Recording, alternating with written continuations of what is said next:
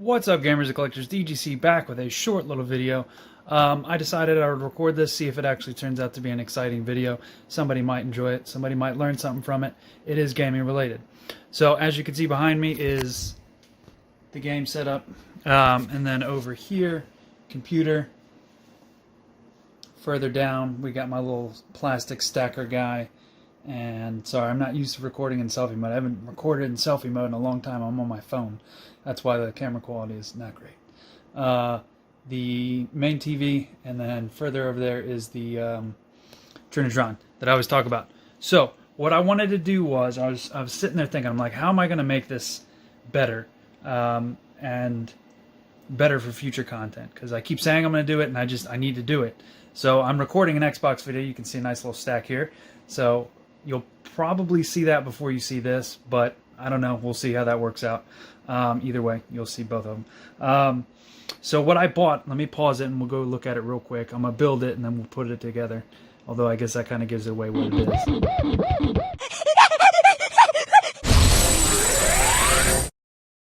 Alright guys, so I ended up buying a nice little Home Depot brand wire shelf, I guess they call it. It's like the little metal shelf guy. It's 36 inches wide, 14 inches deep, and 54 inches in height. So it won't be dramatically tall. I think it'll be roughly as tall as my computer monitor over there. So I'm kind of, and actually you can see Crazy Taxi 3 going in the background. A little hint at what that Xbox video might be. But yeah, so basically what I'm going to do is scoot this down like maybe 6 inches, scoot that down further. And then I also did buy one other thing to go with that, and then one other thing for the game room. I bought a gigantic-ass power strip on Amazon. It's 16 actual individual AC sockets. I'm going to zip tie that to the back of that shelving unit, and then I'm going to put that kind of right here, and then I'm going to have my FrameMeister on top, along with a component switcher, and then I'm going to have all the I'm going to have most of, basically all the retro crap, and then I'm going to have the component cables that'll loop over to there, and then also they'll just loop over to the FrameMeister up top. And then with that HDMI cable that I bought in the other video, I can now stretch that over here and then have the other one going from the FrameMeister there. So basically I'm just trying to streamline it to where just everything is just hooked up, ready to roll, pop in a game, record some footage if I need to, and then it'll be great. And then I'm going to have to scoot the computer down, unfortunately, basically butt that up fully against the wall, and then put the shelving unit here, and then it'll just kind of all be like one gigantic thing. However, I am going to have to try to find some spaces. I have a giant-ass printer down there, which I use fairly often for like eBay, slips for mailing shit to people's houses. Routers down there, that's the computer subwoofer. And then the other thing that I bought, and this is really more of just a thing that I've always wanted for myself, I bought a Sony soundbar and Sony subwoofer to go with my nice to me Sony TV, because it's not the top of the line unit. This is the X900H. So that was the model that launched. It's 55 inch, launched with the PS5, but it's good enough for me. I love this TV, but I've never, like, the sound's not bad, but it's not great either. So I think with a nice subwoofer and a nice sound bar, and then get everything all hooked up real nice, and then I can just bing bang boom pop games in and out. It's going to be kind of great. So let me put that together, and then we'll be back in just a sec. Alrighty guys, so here this is. Try to do a slow little pan up. I put random crap on it just so you could get like a size comparison. So, and then one thing that I kind of already, it's actually pretty sturdy. I mean, I'm not going to just be sitting here shaking it or really touching it, so it's like fairly sturdy. These are side poles are actually very, like, they're not flimsy. You can't really bend that or anything. So the way it was these spin in together, and then there's like little plastic clips that go in here. I wasn't going to show myself building it because I figured it's not a building channel, it's a gaming channel. But so it's pretty sturdy. This seems fairly sturdy. I beat all these down with a hammer, so it did kind of nick that up, but now it's like really tight in there and everything.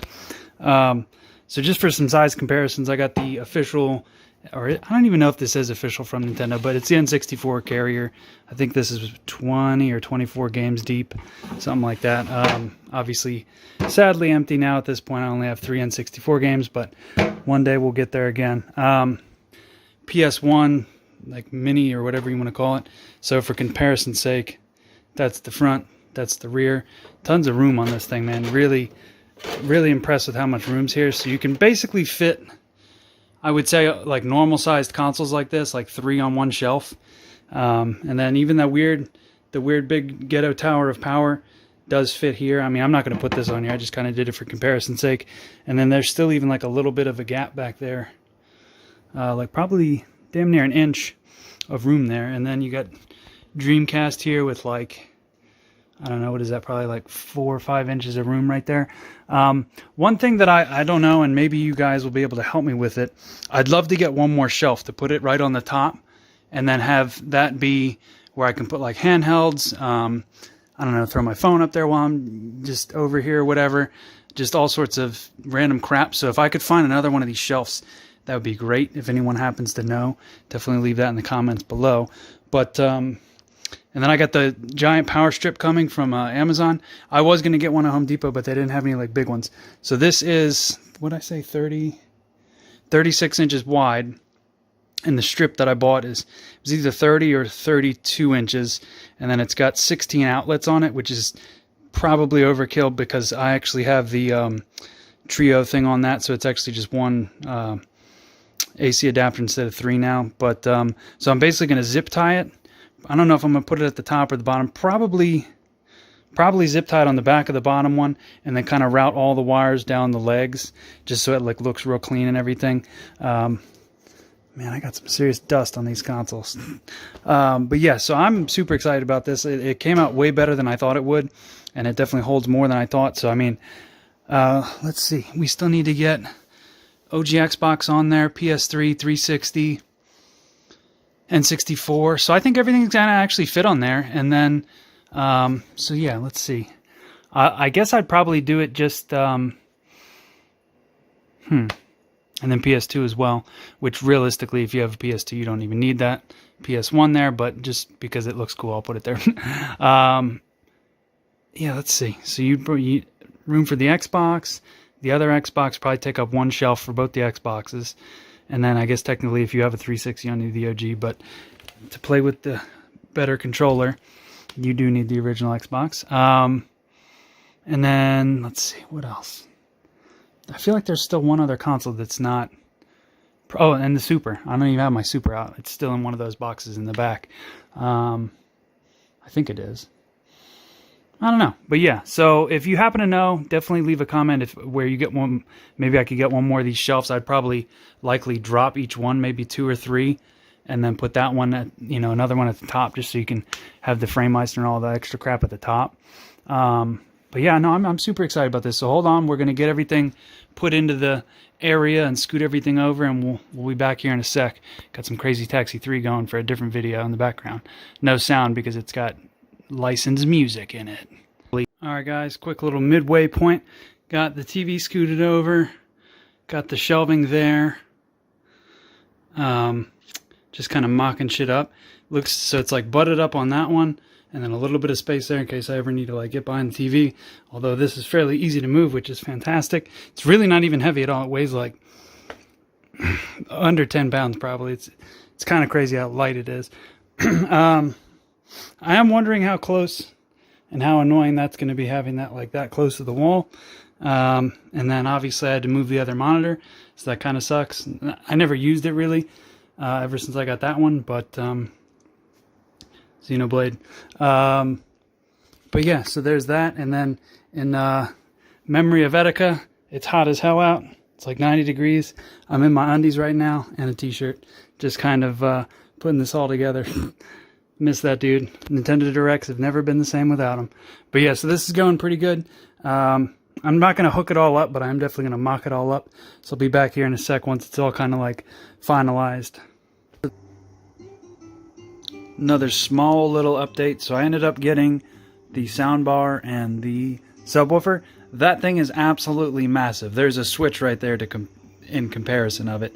That's the new Sony SA5, I think it's called, subwoofer, and that's the newer 3.1 that they have. And then sometime in the future, next time that they're on sale, I'm going to go ahead and grab the 2 rear speakers that also have a front and an upward firing speaker. So then it would become like a true 5.1 surround sound. But for right now, this shit is phenomenal. I've never actually had pseudo surround sound or any of that stuff. I've obviously experienced it in life, but for me, this is pretty premium. Adds a nice little bit of bass, and then the clarity of the audio is really crisp. There's 5 speakers in there, and then obviously that gives the bass, and it sounds pretty great. And then actually, I don't know how to do it yet, but I'm pretty sure you can also set up the TV to where that'll also still put out audio out of that as well. So just make it like be a gazillion speakers playing. So it's kind of badass. Definitely enjoying that as of right now. Still have a bunch of crap to set up with that. Still waiting on a couple more pieces from Amazon on that. We'll probably do one more update, and then we'll go ahead and take a peek at everything once it's all wrapped up. Alright guys, so I got everything pretty much set up for the most part. It's a little janky still. I did find out about the G component, or Gcomp and G-SCART. So I do have SCART cables for all these consoles and component cables for all these consoles. So I could really go either route. They both cost the exact same amount. I guess for ease of convenience, the SCART cable being one fat cable versus 5 individual cables per cable, or 5 cable ends per cable with each component cable, would make it easier to go full SCART. However, I just kind of prefer component because that was like the North American thing, and like that's what we all had here. Whereas if I lived in the UK or something, I'd probably be all about getting the G SCART one.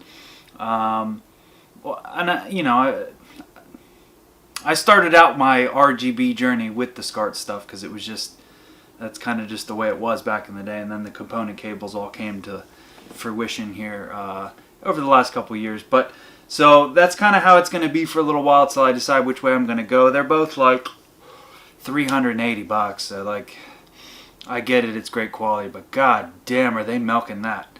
Like, I'm sorry, how hard could it possibly be to make a PCB with some solder on it and some capacitors and some MOSFETs and whatever else would go into that?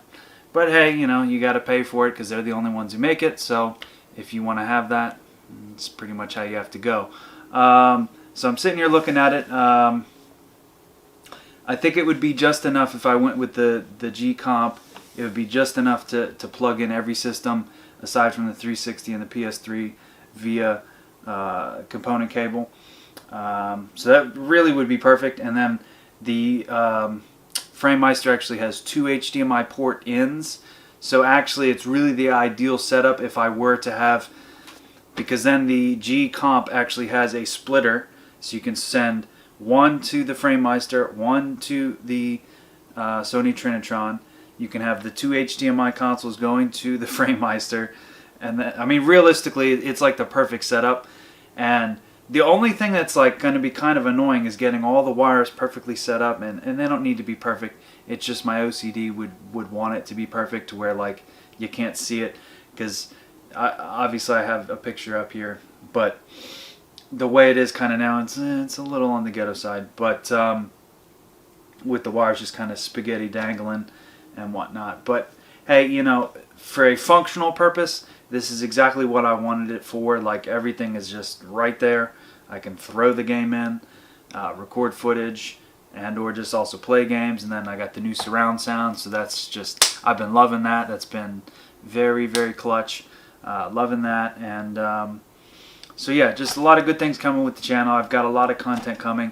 The following week will probably be a pickups video, and then the week after that will be another original Xbox video. And then there's some reviews that I still need to get done. And then just other stuff.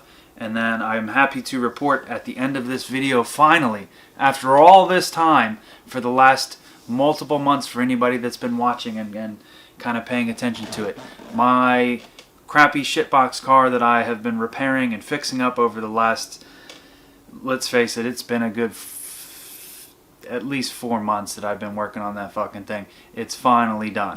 It is finally done, and everything is repaired on the car, and now I can go flea marketing and yard sailing and just trips around to get games and this and that. I don't have to worry about breaking down, because there was a point in time where I just wasn't driving very far from my house because I just didn't trust this car going very far. So excited to finally say that I can finally go flea marketing and yard sailing and go to different stores and whatnot from further away, because I got rid of my newer car that I had that was super safe, super reliable, because it was still in warranty, and now I just have this old, super old car that is fully safe and reliable at this point. So happy to announce that for the channel. So yeah, I don't know if anybody enjoyed this, but definitely leave a like and comment down below if you have what your setup's kind of looking like, or if you took anything away from this video as far as the you know, for 70 bucks, that little wire shelving, metal shelving, whatever you want to call it, it's pretty nice for 70 bucks. It really is. It's pretty sturdy. It looks nice. It has a good finish to it. Like I said earlier in the video, I really wish it had one more shelf though. That would be really nice, because then I could put like the Gcomp, if I ever do get it, which I do plan on getting it eventually. But for 300 bucks, it's either 380 or 280. I want to say it's 380, which that's just a tough pill to swallow. That's so much money. And then the Framemeister like on top, and then have everything kind of go in there. It would look really nice, and it would just really make everything a lot nicer. But man, I still got to find my PS2 also. I don't even know where it is. It's in one of those boxes over there. I just couldn't find it. And then, funny enough, because I put the PS1 back because I was like, well, I don't need it if the PS2's out, because it does everything. And then I was like, well, you know, if I just got a PS3 that did all of it, then I could like have one console out instead of three. So then I started looking into that rabbit hole of a Checa A1, you know, original 60 gig. And for me, I've actually always wanted the B01, which is the 20 gig all black PS3. Those are a little bit cheaper. They don't have Wi-Fi, which I don't really give a shit about, because I'm not going to be playing the console online. I would probably just hardwire it, update everything, and then be done with it. I think they only had 2 USB ports on the front, but it did have the backwards compatibility, and it's 20 gig. And even if I were to get the 60 gig, regardless, I would update it to a way bigger hard drive anyway. So I'm kind of thinking about that, but again, they're still like $300 for a 60 gig, and then the 20 gig is still like $200 to $250, so it's not really that much cheaper. But I think the all black looks better than the chrome on the PlayStation 3 fat original model. But yeah, so definitely leave a comment down below if you've took anything from the video. And as always, peace out for now, guys. Till next time. Come here, you mother...